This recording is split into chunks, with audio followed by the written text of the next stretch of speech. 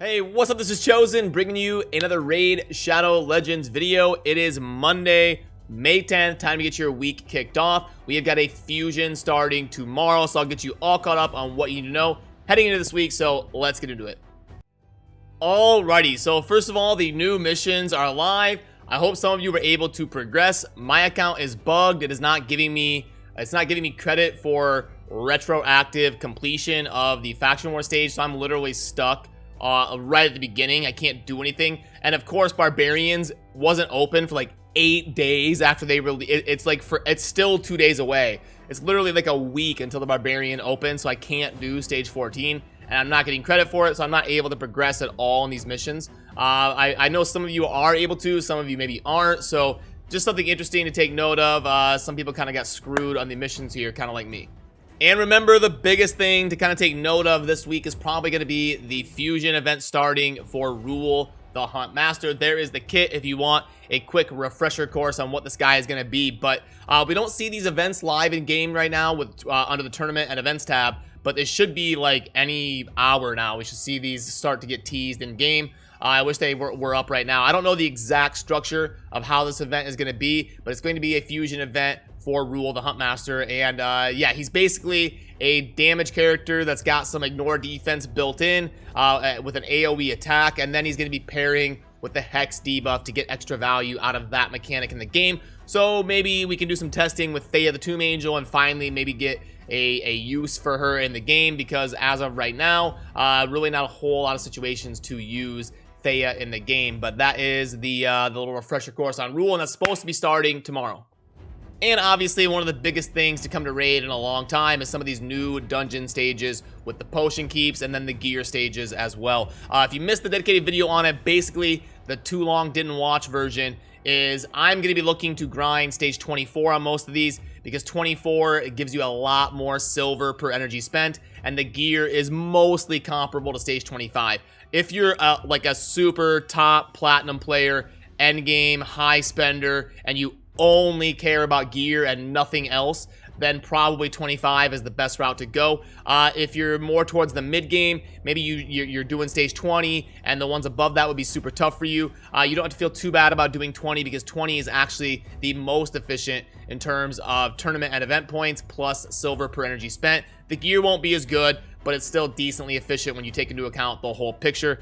I think for like a good chunk of the endgame players that maybe don't compete in Platinum Arena, 24 will be that nice sweet spot where you get gear mostly as good as stage 25, but you also get a lot more silver. You can see there in the very bottom the 542,000 versus the 496 per energy refill. So over the course of a few months, that's going to add up to a ton of silver. So unless you're just bonkers rich on silver, like over 500 million or something, you're going to be missing out on a lot of silver, but you will get slightly better gear by doing stage 25. Then over on the right, the potion keeps, they did way better than I thought they were going to do. Maybe they did that on purpose. Maybe they were in their meetings kind of like, okay, they're probably going to be a little bit underwhelmed by the dungeons, so let's really throw them a bone with the potion keeps. The potion keep, the new stages are basically triple as good as, like, stage 20 is basically triple as good as stage 15. So they hit a home run with the potion keeps. I love the changes there. The dungeon's a little bit underwhelming, so there's a little bit of a give and take there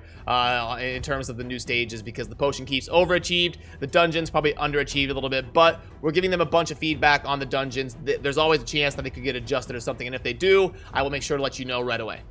Then in terms of the summoning event that you can expect heading into this weekend, if Plarium goes by their normal rotation and structure that they've been doing for the last 7 or 8 months, we had 2x Sacreds 2 weeks ago. Then this last weekend, we had that crazy 10x with Maneater and Duchess in it. So that means that this weekend should flip back to a 2x event. And if they go by the normal rotation of Ancient, Sacred, Void, that means that since we had Sacreds last time, 2 weekends ago, we should get 2x Voids this weekend. So on your Void shards, prepare.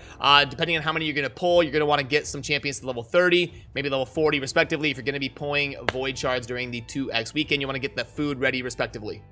Then for what's going on in game right now, it's going to be pretty normal, pretty calm, because remember, we've got that fusion for Rule starting tomorrow. So everything's kind of just waiting a little bit until that launches. But right now we do have kind of a normal spider tournament But you don't have to feel bad about not going crazy on this one. It's a good idea to kind of just hang low until that fusion event starts, maybe save some resources and be prepared to get in there and go after that. This is a pretty normal spider tournament, not a whole lot to talk about. Then if we pull up the events tab, you will see that there is just this champion training event, but there's nothing special like part of a fusion or anything you really need to focus on. So again, there's been so much champion training lately that this is not a bad one to skip if you're ever going to, and just kind of stay pat. Hang in there on those resources until Rule launches here. Hopefully tomorrow, kind of early in the day, we'll know more on that, and we'll see that kind of live in game. Maybe even sometime today here in a few hours. But as of right now, me recording this, I don't see anything in game in terms of Rule the Huntmaster.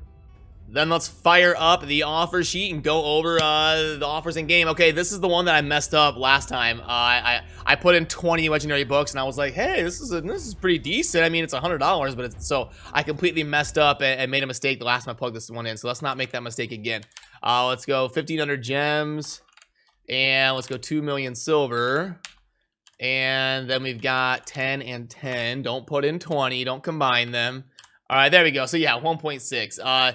Too expensive for it to be a 1.6. That's not going to be a recommend from me. Then over on the other side, we've got, let's plug it in here. We've got 1.5, and then gems is going to be 1,000. So the other one was 1.6, and this one's going to be 15 and 7. 0.74. Oh, that's because I didn't change the price. Okay, there we go. 1.48. So we got a 1.6 and a 1.48. Yeah, both are going to be not ideal. So even if somebody was in the market to spend $50 or $100 with 2x voids coming up, I would be saying, nah, hold off. Let's see if we get some good void offers to get after. Monthly pack is live. It's about a 2.4, 2.5. And remember those 4 void shards that are in there, you will have an opportunity to pull those this weekend, hopefully during 2x voids. Chained offer, I can plug in the first link of the chain here and see if it's any good. I won't know the extent of all of them, but I don't remember it off the top of my head. I don't remember this one being super good though.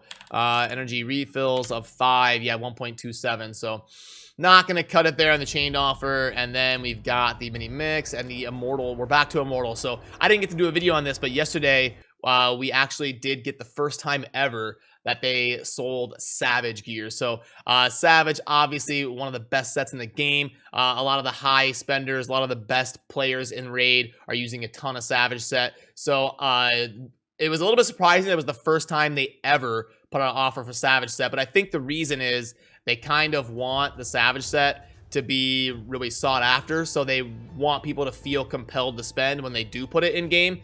And I think it worked. I heard kind of through the grapevine of a lot of these endgame players scooping up that Savage gear and hoping for good rolls. So definitely surprising that we had never seen that until yesterday. But we might start seeing that about once or twice a month or so, because I think that pack probably went well for them in terms of how many people bought it and stuff. The speed pack, the Savage pack, things like that. Some of those higher spender, platinum type players are really going to be getting after that. But that'll do it for this weekly Monday morning raid kickoff video. Remember, the main talking points are Rule the Huntmaster starting soon.